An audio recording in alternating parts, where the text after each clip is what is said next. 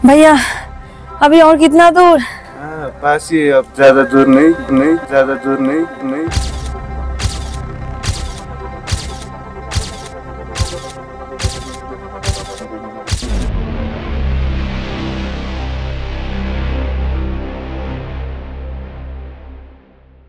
আজ আমাদের মারতে হিমাল ট্রেকের ডে 1। ঘড়িতে এখন প্রায় 6টা এবং আমরা আমাদের প্রি বুক পিক আপ ট্রাকে করে ছুটে চলেছি আজকের প্রথম গন্তব্যের দিকে, দ্যাট ইজ পিতাম দেওরালি। ডান দিকের আকাশ লাল করে অলরেডি সূর্য উঁকি দিচ্ছে। ভোরবেলার এক পশলা ঝিরিঝিরি বৃষ্টির পর আকাশ বেশ পরিষ্কার ঝকঝকে, তাই আমাদের মনটাও ফুরফুরে। এই হচ্ছে ঘুম থেকে উঠে তৈরি হয়ে গাড়িতে বসার পর আমার দিদি করে হাঁটার কারণ। এরকম ওয়েদার যদি সারাদিন থাকে আবার। পোখরা থেকে পিতাম দেওরালি প্রায় 29 কিলোমিটারের মতো পথ। অ্যান্ড ইয়েস, পিতাম দেওরালি অবধি গাড়ি যায়, তবে ডাইরেক্ট শেয়ার গাড়ি নেই। 2 থেকে 3 বার চেঞ্জ করে শেয়ার গাড়ি পাওয়া যায় এবং সেটাও আরও একটু বেলায়। কাজেই আমরা যার সাথে কথা বলে আমাদের পোর্টারকে হায়ার করি, তার সাথেই কথা বলে পোখরা লেক সাইড স্ট্রিট 7 থেকে পিতাম দেওরালি পর্যন্ত গাড়ি রিজার্ভ করে নিই। খরচ পড়ে 5000 NPR। এবং এই যে এখন রাস্তা, চকচকে রাস্তা। কিন্তু এই সুন্দর রাস্তা বেশিক্ষণ স্থায়ী হলো না। একটু পরেই শুরু হলো গাড়িতে নাচানাচি। থাম্পুস ক্রস করার পর থেকে পাহাড়ি বোল্ডারের উগ্রখেব্র রাস্তা, উইচ ক্লিয়ারলি এক্সপ্লেইনস কেন কোনো ছোট গাড়ি এই রাস্তায় আসে না। তো ঘড়িতে এখন 7:30, আমরা পৌঁছে গেছি থাম্পুস। রাস্তা তো মানে একদম চলো, রাস্তা কেমন এরকম রাস্তা। থাম্পুস ক্রস করলাম, অ্যান্ড এই হচ্ছে গিয়ে রাস্তা। এখানে একদমই অফ রোড, পুরো এরকম। এই রাস্তায় আর ভিডিও করছি না। ঘড়িতে এখন 8:30, আমরা এসে পৌঁছে গেছি পিতাম দেওরালি। অ্যান্ড পিছনে তো অলরেডি সব দেখতেই পাচ্ছি, মাচ্চা পুচারেও দেখতে পাচ্ছি অ্যান্ড এভরিথিং। ওয়েদারটা এবার এরকম থাকলেই ভালো। এই যে মাচ্চা পুচারে অলরেডি দেখা যাচ্ছে। এইখান থেকে আমরা ট্রেক শুরু করব, করে করে করে করে ওই দিক দিয়ে গিয়ে ওখানে পৌঁছাবো। এরকম জায়গায় জায়গায় খুব ওয়েল মার্কড রয়েছে যে মারদির রুটটা কোথায় এবং নেক্সট ডেস্টিনেশন কি। যেমন এই দিক দিয়ে গেলে হচ্ছে গিয়ে ফরেস্ট ক্যাম্প, এই যে সিঁড়ি উঠে গেছে। পিতাম দেওরালিতে এরকম অ্যাকোমোডেশনে খুব সুন্দর সুন্দর অপশন। এই অ্যাকোমোডেশনগুলো থেকে জাস্ট ভিউটা দেখো, মানে সেই এখানে থাকতে তো সারাদিন লনে শুয়ে গড়িয়ে শুধু পাহাড়ি দেখে যাব।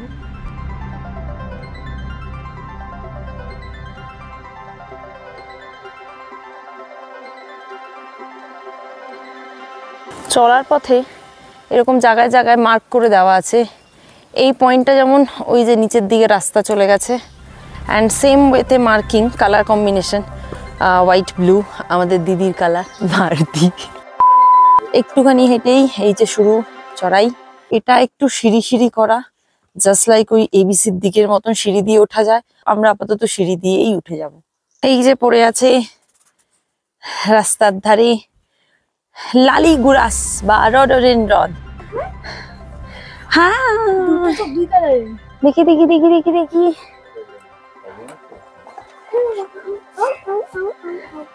একটু তাকা। তো আমরা এখন একটা রুটের জাংশন এসেছি, যেখানে একদিকে লেখা যে এদিকে রুটটা 30 মিনিট শর্টার, মানে এদিক দিয়ে গেলে আমরা 30 মিনিট বাঁচাবো, আর এদিক দিয়ে গেলে এই রুটটা আপহিল, এটা দিয়ে গেলে আমরা 1 ঘন্টা বাঁচাবো। তা আমরা ডিসাইড করতে পারছি না কোনটা দিয়ে যাবো, এন্ড ইভেন্চুয়ালি এই ডিসাইড করতে করতে আমরা এখানেই 30 মিনিট নষ্ট করে দিচ্ছি। আরেকটা কনফিউশন, এই একটা রুট যেটা দিয়ে যে হেঁটে উঠছে এরা, এটা স্টিপ বাট এটা শর্টার, অ্যান্ড এদিক দিয়ে যে রুটটা দিয়ে উঠছিলাম এটা সুন্দর কি সুন্দর গড়িয়ে গড়িয়ে গেছে। বলছি আমি যে এটা দিয়ে যাই না, এদের পাল্লায় পড়ে যত যোগ অধ্যুষিত স্লিপারি, মানে যত উল্টো পাল্টা রাস্তা আছে আমাকে সেগুলো যেতে হয়।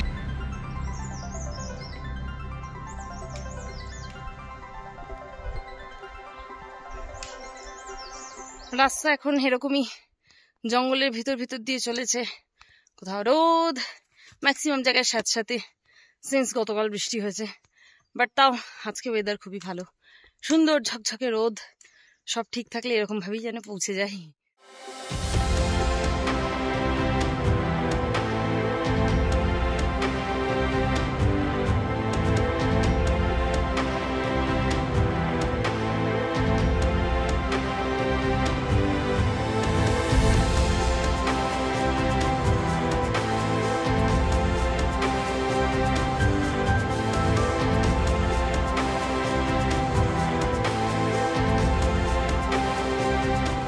এটা মার্দি হিমাল ট্রেকের ফরেস্ট ক্যাম্পে পৌঁছানোর 1 ঘন্টা শর্টারের রুট দিয়ে উঠছি।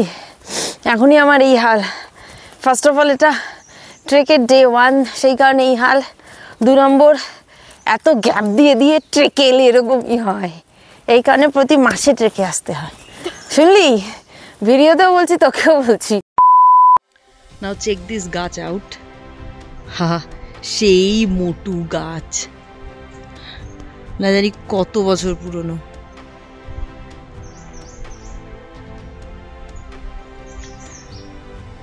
এই জায়গাটায় সবচেয়ে বড় গাছ এটাই, এবং এটা যা ছায়া দিয়ে রেখেছে এখানটায়, রোদ দিয়ে হেঁটে এসে দাঁড়িয়েও শান্তি। কাশ এরকম ভাবে আমাদের ওখানেও সব গাছগুলোকে রাখা যেত। আমরা 3 জনে তো একা একাই বেশ জঙ্গলের ভিতর দিয়ে হেঁটে হেঁটে চলেছি। পোর্টার আছে অ্যাকচুয়ালি, বাট পোর্টার তো ব্যাগ নিয়ে ডাইরেক্ট আমাদের নেক্সট পয়েন্ট, সেখানে গিয়ে ওয়েট করবে, বা কোনো একটা এরকম মানে পয়েন্টে মিট করবে যেখানে গিয়ে 2টো রাস্তা মিলেছে, সেখানে গিয়ে তার ওয়েট করার কথা। তো আপাতত এখান দিয়ে তো আমরা একা একাই হাঁটছি।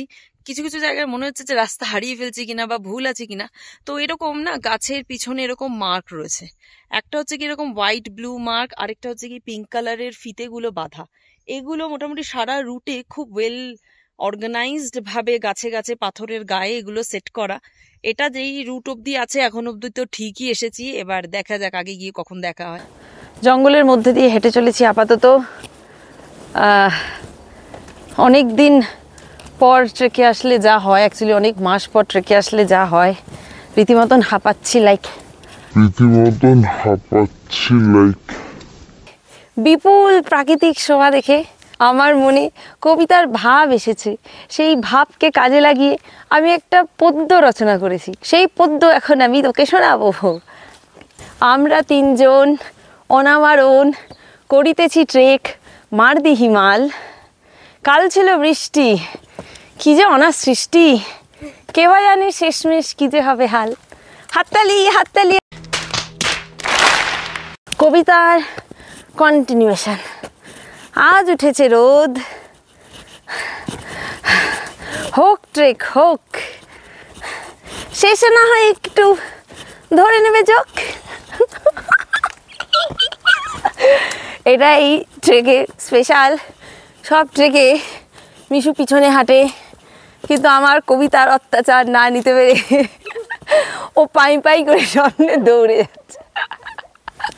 মানে এর থেকে ট্রেকে কাউকে স্পিডে হাঁটানো মোক্ষম ওষুধ আর কি বা হতে পারে। দাঁড়া দাঁড়া, পরের পার্টটা রচনা করছি মনে মনে। এটা একটা সেমি জোক চেকিং পয়েন্ট।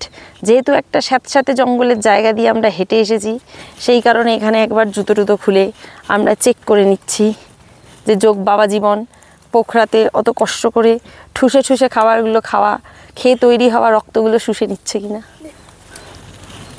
আমরা চলে এসেছি পোখরা দান্দা। এটা ফরেস্ট ক্যাম্পের অনেকটা আগে। এখানে আমরা এসে পৌঁছেছি 11টা 20 নাগাদ। আমরা সকাল 8:30টায় পিতম দেওরালি থেকে রওনা দিয়েছিলাম। এই যে গ্রিন টি এবং বাড়ির থেকে নিয়ে আসা এই যে সমোসা, এটা দিয়ে আমরা এখানে ব্রেকফাস্টটা করছি। এতটা ডিস্টেন্স এসছি, বেশ মজা করতে করতে এই লেমন চাটা খেয়ে আবার ফ্রেশ হয়ে আমরা হাঁটা শুরু করব। আমরা ওই যে পোখরা দান্দা যেই জায়গাটায় আমরা একটু আগে চা আর সিঙ্গারা খাচ্ছিলাম, সেখান থেকে এখন আমরা এসে পৌঁছেছি। এই জায়গাটার নাম হচ্ছে গিয়ে দুধখারকা। ফরেস্ট ক্যাম্প আরো আগে, এই জায়গাটার নাম দুধখারকা। এইখানে বেশ কিছু অ্যাকোমোডেশন আর অপশনস রয়েছে। পখিরাদান্দা থেকে এই জায়গার ডিস্টেন্স আমরা যেই পেসে হাঁটি, যেটা মাঝে মাঝে একটু দাঁড়িয়ে, অ্যারাউন্ড 45 মিনিটস।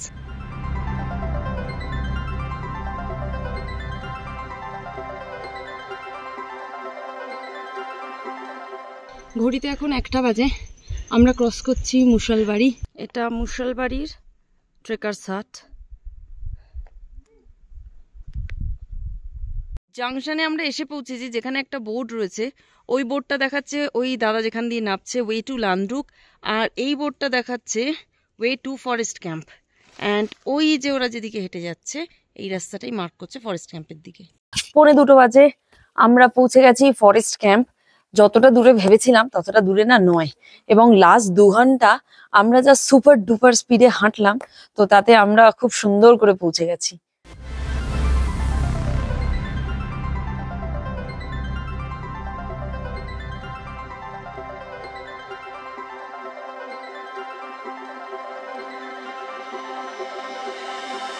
মানে আমরা যখন থেকে শুরু করেছি তখন থেকে ট্রেলে আমরা 2জন ফরেনারকে পেয়েছি আর আরেকজন অবাঙালি।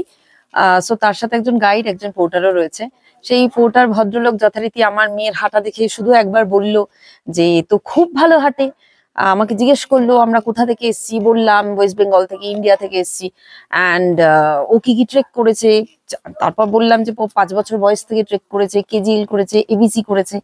এইটা মোটামুটি বলার পর আমি তাকিয়ে পিছন দিকে দেখি এ হাওয়া, সে কি স্পিড, মোটামুটি 2x স্পিডে হাঁটছিল। যেই মুহূর্তে প্রশংসাটা শুনলো ওর গতি 10x হয়ে গেল। ওকে খুঁজে মানে কত দূরে চলে গেছে, ওকে খুঁজে পেতে পেতে মানে আমি গড়িয়ে এরকম ভাবে আমি হাঁটছি, একে ধরতেই পারছি না। সো কাজেই আমি এটার জন্য সোনুর প্রতি একটা কবিতা আমি ডেডিকেট করেছি সোনুর এই গতি দেখে। সেটা হলো গিয়ে সোনুর প্রশংসা শুনে না, সোনুর প্রশংসা হলো আমার কাল, সোনুর স্পিড ধরতে গিয়ে আমি না যে। এই হচ্ছে গিয়ে ফরেস্ট ক্যাম্প থেকে রেস্ট ক্যাম্প অবধি পৌঁছানোর সিঁড়ি সমাহার। সিঁড়ি অ্যান্ড সিঁড়ি, শুধুই সিঁড়ি। আবার চোমরঙের কথা মনে পড়ে যাচ্ছে, বাপরে বাপ কি সিঁড়ি ছিল। এই হচ্ছে গিয়ে ফরেস্ট ক্যাম্প। ফরেস্ট ক্যাম্প আমরা ক্রস করলাম প্রায় 2:15 নাগাদ। ফরেস্ট ক্যাম্প থেকে একটু এগিয়ে বেশ অনেকগুলো সিঁড়ি দিয়ে উঠেই সামনেই একটা সাইনবোর্ড যেটা লেখা যে লো ক্যাম্পের রাস্তা এদিকে। কিন্তু আমরা লো ক্যাম্প অব্দি আজকে যাব না, আমাদের ডেস্টিনেশন আজকে রেস্ট ক্যাম্প। রেস্ট ক্যাম্প থেকে আমরা পরের দিন যাব হাই ক্যাম্প। মোটামুটি এই সিঁড়ির বাহার শুরু হয়েছে ফরেস্ট ক্যাম্প থেকে, চলবে হয়তো রেস্ট ক্যাম্প অবধি। আমিও চড়ছি সিঁড়ি, সিঁড়ি চড়েই তো পৌঁছাতে হবেই। সিঁড়ি সিঁড়ি সিঁড়ি, এ কেমন তোমার সিঁড়ি। সিঁড়ি উঠে উঠে সবাই হাঁপাতে হাঁপাতে রেস্ট ক্যাম্পে পৌঁছেছে। এই যে রেস্ট ক্যাম্প। ঘড়িতে এখন বাজে 3টে, আমরা পৌঁছে গেছি রেস্ট ক্যাম্প। সকালবেলা প্রীতম দেওরালি থেকে রওনা দিয়েছিলাম 8:30টার সময়। And this is how the rest camp looks.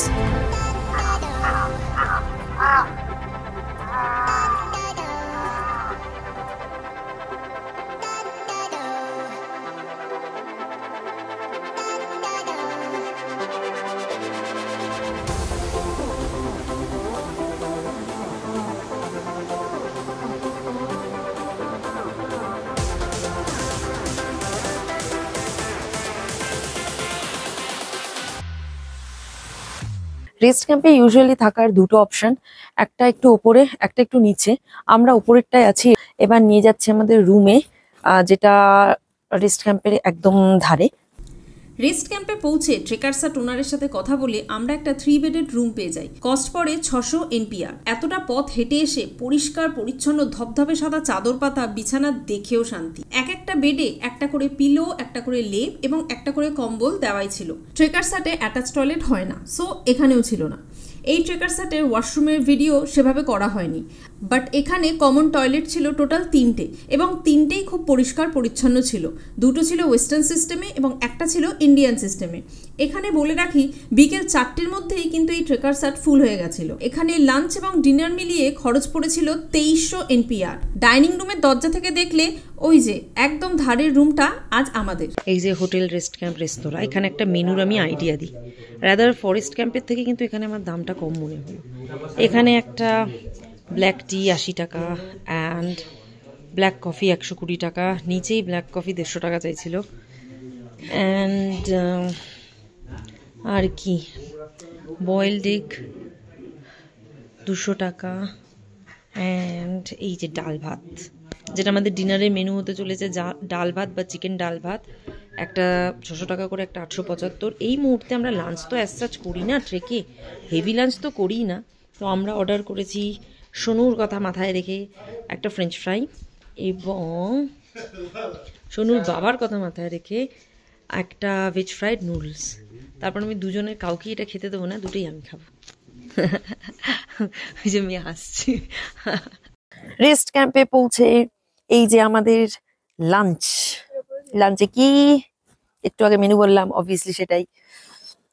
এটা হচ্ছে গিয়ে ভেজ ফ্রাইড নুডলস, অ্যান্ড এটা হচ্ছে গিয়ে ফ্রেঞ্চ ফ্রাই। মানে এটা নট এক্স্যাক্টলি সেই টাইপের ফ্রেঞ্চ ফ্রাই, বাঙালির ঘরে ভাজা আলু ভাজা, বাট বাঙালির ঘরে ভাজা আলু ভাজা। এইটা এখন খেতে খেতে দ্য ভিউ, যদিও সামনে এক্ষুনি মেঘ চলে এলো,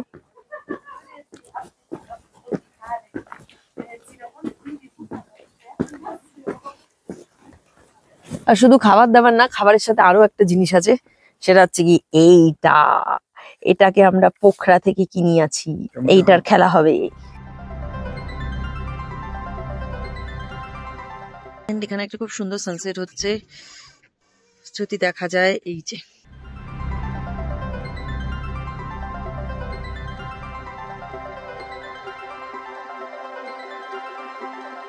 হাত কাঁপছে ডিউ টু ঠান্ডা। আজকের মতো নেই, আমরা আপাতত এতক্ষণ ধরে মানে লাস্ট 1 ঘন্টা ধরে আমরা ডাইনিং হলে বসে বসে তাস খেলছিলাম। আবার যাচ্ছি তাস খেলা রিজিউম করতে। 7টার সময় ডিনার বলা আছে।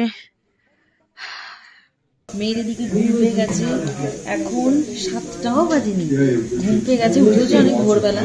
আর এই যে আমাদের dinner, veg fried rice and ডিম কারি, 2টো ডিমের কারি। অবভিয়াসলি পাহাড়ের রান্না খুব ভালো হয়, তো এটাও খুব ভালোই হয়েছে, দেখে তো স্মেল তো তাই বলছে। নাও ডিনার ফিনার করে সোজা রুমে, এখন আর নো কথা, প্রচন্ড। সো ঘড়িতে এখন 7:30, আমাদের ডিনার হয়ে গেছে। বাইরে প্রচন্ড ঠান্ডা। রেস্ট ক্যাম্প থেকে দূরে মিটমিট করে জল করছে পোখরা, কি দারুণ দেখতে লাগছে। সেটারও আমি ভিডিও করার চেষ্টা করলাম, হয়নি অবভিয়াসলি। এখন আমরা ঘুমিয়ে পড়বো, মেয়ে অলরেডি ঘুমিয়ে পড়েছে, প্রচণ্ড ঠান্ডা লাগছে। কালকে আমরা যাওয়ার পর থেকে হয়তো বরফ পেতে শুরু করব। সো আজকের মতন টাটা, গুড নাইট। ওই যে দূরে যেগুলো মিট করছে, ওটা হলো গিয়ে মারতি হিমাল ট্রেকের এই যে রেস্ট ক্যাম্পে আমরা এখন যেখানে রয়েছি, সেখান থেকে দেখা যাওয়া পোখরা শহর। ভিডিওতে অবভিয়াসলি আসছে না সেরকম, কিন্তু এটা কি সুন্দর দেখতে লাগছে, কি সুন্দর দেখতে লাগছে। যে গুচ্ছ গুচ্ছ তারা সব এক জায়গায় দল পাকিয়ে রয়েছে, অসাধারণ দেখতে লাগছে।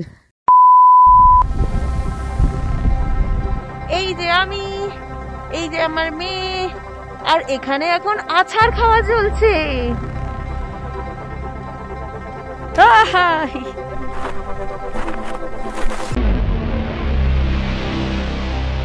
Thank you for watching this video. If you like this video, leave a comment and a thumbs up, and stay tuned to the Boho Pran for the next episode of Mardi Himal Trek. আবার দেখা হচ্ছে মার্দি ট্রেকের গল্প নিয়ে। Till then, অ্যাডভেঞ্চারে থাকুন, অ্যাডভেঞ্চারে রাখুন এবং দেখতে থাকুন দ্য Boho Pran।